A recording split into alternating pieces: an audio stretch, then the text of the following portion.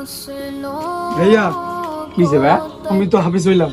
হাফেজ হয়ে গেছো? জি ভাইয়া, দেখ খুব ভালো। এখন হুজুরদেরকে মিষ্টি খাওয়ানো লাগবে, কিছু টাকার প্রয়োজন। কেন হাফেজ হয়েছিস, মিষ্টি খাওয়াইতে হবে? তুই খরচ করার জায়গা পাইস না? আমার কাছে টাকা নেই। ভাইয়া টাকা আরে কথা বলিস না, যা। এই আসছে কাজা করতে। ভাইয়া আমারও তো কালকে রেজাল্ট দিছিল, আমারও তো কিছু টাকার দরকার, বন্ধুদেরকে খাওয়াইতে হবে। তোমার টাকা ধরো, তুমি আমাকে বলবা না? কত টাকা লাগবে? দাও 1000 টাকা দাও।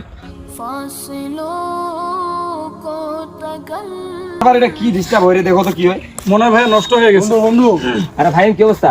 আমার একটা বন্ধুর মা মারা গেছে, জানাজার জন্য ইমার্জেন্সি একটা হাফেজ লাগবে। হাফেজ লাগবে?